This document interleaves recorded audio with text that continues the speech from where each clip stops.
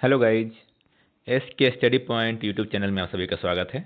आज पुनः हम लोग देखेंगे भारतीय संविधान का लेक्चर 13 संसदीय समितियां और प्रस्ताव। मुख्य समितियां देखेंगे।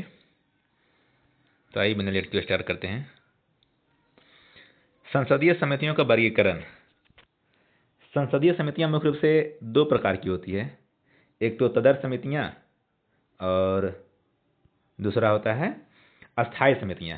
तो तदर्थ समितियां वो अस्थायी होती है जिसका गठन विशेष कार्य के लिए किया जाता है, उसके समाप्त होते ही इनका कार्यकाल भी समाप्त हो जाता है। यानी तदर्थ समितियां अस्थायी होती है। लेकिन अस्थायी समितियां जो होती है ये नियमित समितियां होती है, अस्थायी होता है जिसका गठन समय समय पर किया जाता है। इन्हें निम्न श्रेणी में बांटा जाता है। कौन कौन श्रेणी है? वित्त समितियां, विभागीय अस्थायी समितियां, जांच समितियां, परीक्षण एवं नियंत्रण समितियां। तो वित्त समितियां के अंतर्गत लोक लेखा समिति आता है, प्राक्कलन समिति आता है, सार्वजनिक उद्यम समिति आता है। और विभागीय अस्थायी समितियां की संख्या 24 है। जांच समितियां के अंतर्गत याचिका समिति, विशेषाधिकार समिति, आचार समिति आता है। परीक्षण एवं नियंत्रण समितियां के अंतर्गत सरकारी आश्वासन समिति, अधीनस्थ विधान समिति, SC/ST कल्याण समिति इत्यादि आता है। तो पहले देखेंगे हम लोग प्राक्कलन समिति। तो प्राक्कलन समिति संसद की सबसे बड़ी समिति है। संसद की सबसे बड़ी समिति कौन सी है? प्राक्कलन समिति है। प्राक्कलन समिति में सदस्यों की संख्या कितनी होती है? 30 होती है। सभी लोकसभा से चुने जाते हैं। इसमें 30 सदस्य होता है प्राक्कलन समिति में, और 30 लोकसभा चुना जाता है। इसमें राज्यसभा का कोई प्रतिनिधित्व नहीं होता है। मंत्रिपरिषद का कोई भी सदस्य या मंत्री इस समिति का सदस्य नहीं हो सकता है। यदि कोई सदस्य चुने जाने के बाद मंत्री बन जाता है तो उसकी समिति की सदस्यता समाप्त हो जाती है। यानी कहने का अर्थ हुआ कि मंत्रिपरिषद का कोई भी सदस्य इस समिति का सदस्य नहीं हो सकता है। इसका कार्यकाल केवल 1 वर्ष का होता है। प्राक्कलन समिति का कार्यकाल 1 वर्ष का होता है। प्रमुख कार्य इनका देखेंगे क्या क्या है। इसका कार्य प्रमुख है दक्षता, मितव्ययिता, वित्तीय विवरण का प्रारूप और नीति की सीमा में जांच करना। तो दक्षता और मितव्ययिता के अंतर्गत क्या क्या होता है? प्रशासन में कार्य कुशलता, मितव्ययिता बढ़ाने के लिए वैकल्पिक नीतियों को सुझाव देता है। इसे अक्सर सतत मितव्ययिता समिति भी कहा जाता है। सतत मितव्ययिता समिति प्राक्कलन समिति को कहा जाता है। यह सुझाव देता है कि वार्षिक वित्तीय विवरण संसद में किस रूप में प्रस्तुत किया जाना चाहिए। यह जांचना कि क्या अनुमानित खर्च उस नीति के सीमाओं के भीतर है जिसके लिए वह पैसा आवंटित किया गया है। आगे देखेंगे चुनाव प्रक्रिया। इसके सदस्यों को चुनाव लोकसभा सदस्यों में से अनुपातिक प्रतिनिधित्व के आधार पर एकल संक्रमणीय मत द्वारा किया जाता है।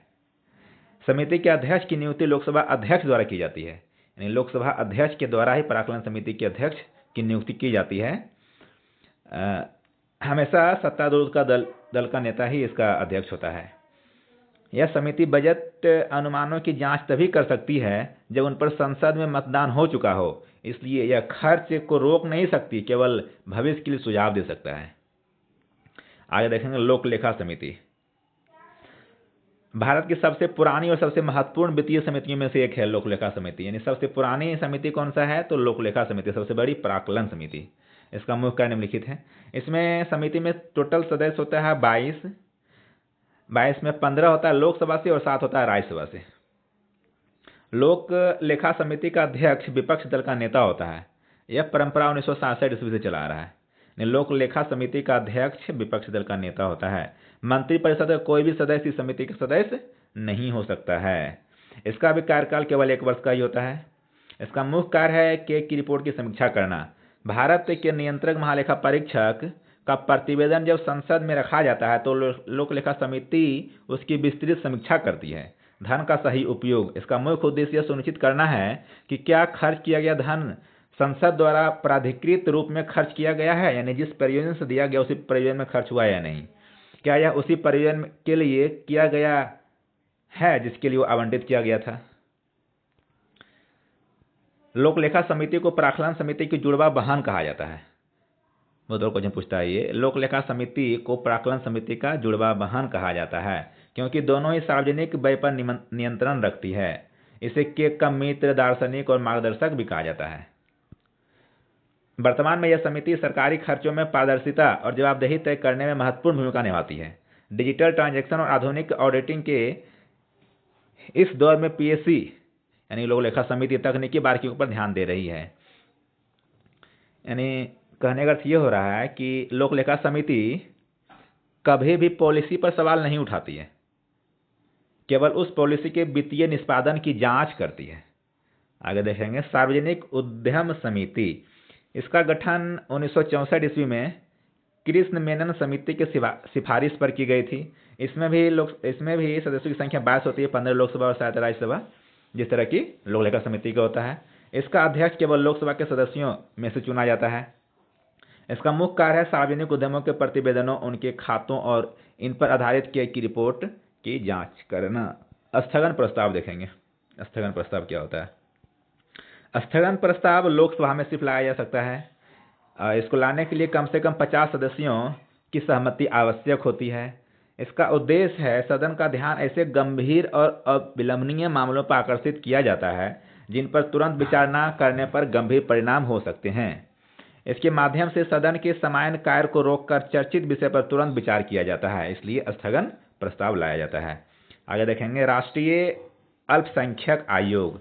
यह एक सांविधिक निकाय है जिसका गठन राष्ट्रीय अल्पसंख्यक आयोग अधिनियम 1992 के तहत किया गया। इसकी स्थापना हुई थी 17 मई 1993 ईस्वी में। सांविधिक निकाय के मतलब जिसका वर्णन संविधान में नहीं है। समुदाय में इसमें शुरुआत में 5 समुदाय मुस्लिम, सिख, ईसाई, बौद्ध और फारसी को अधिसूचित किया गया था, लेकिन जनवरी 2014 को जैन समुदाय को भी छठे अल्पसंख्यक समुदाय के रूप में शामिल किया गया था। अभी कुल इसमें कितना अधिसूचित समुदाय है? 6 है। कौन कौन है? जैन, बौद्ध, सिख, ईसाई, मुस्लिम और पारसी। इसमें कुल 7 सदस्य होते हैं। एक अध्यक्ष, एक उपाध्यक्ष और 5 सदस्य। एक अध्यक्ष, एक उपाध्यक्ष और 5 सदस्य होता है। इनकी नियुक्ति केंद्र सरकार द्वारा की जाती है। नियम के अनुसार आयोग के सभी सदस्य अल्पसंख्यक समुदायों में से ही होनी चाहिए। इसका यही एक अनिवार्य शर्त है। आगे देखेंगे संवैधानिक स्थिति। इसका वर्णन भारतीय संविधान में नहीं है, अतः यह एक संवैधानिक निकाय न होकर सांविधिक निकाय है। ये बहुत बार क्वेश्चन पूछता है। क्या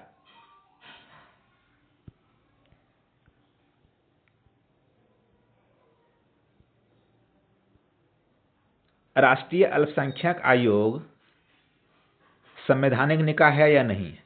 तो आंसर होगा नहीं है संवैधानिक निकाय, क्योंकि ये सांविधिक निकाय है, क्योंकि इसका वर्णन संविधान में नहीं किया गया है। वर्तमान में इसका अध्यक्ष है इकबाल सिंह लालपुरा।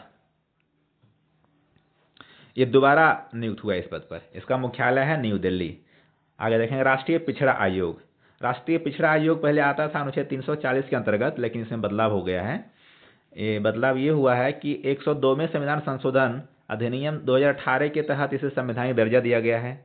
और यह अनुच्छेद अब आता है 338 का बी में। 340 में था कि राष्ट्रपति को पिछड़े वर्ग की स्थितियों की जांच के लिए आयोग की नियुक्ति को शक्ति देता था, नियुक्ति करने की शक्ति देता था। किसको? राष्ट्रपति को। इसकी स्थापना हुआ था 14 अगस्त 1993 ईस्वी को। यह एक सांविधिक निकाय के रूप में हुई थी। सांविधिक निकाय के रूप में हुआ था ये भी, लेकिन वर्तमान समय में ये संवैधानिक निकाय हो गया है। इसका वर्तमान अध्यक्ष है हंसराज गंगाराम अहीर। इसकी स्थापना हुआ था 31 जनवरी 1992 ईस्वी को राष्ट्रीय महिला आयोग अधिनियम 1990 के तहत। राष्ट्रीय महिला आयोग अधिनियम 1990 के तहत 1992 ईस्वी में इसकी स्थापना हुई थी। इसमें एक अध्यक्ष और 5 आयन सदस्य होते हैं। संवैधानिक स्थिति। इसका वर्णन संविधान में नहीं है, यह एक सांविधिक निकाय है।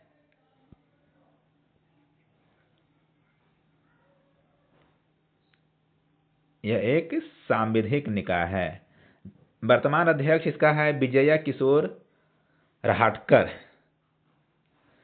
ललित कुमार मंगलम 2014-17 तक अध्यक्ष रहे थे।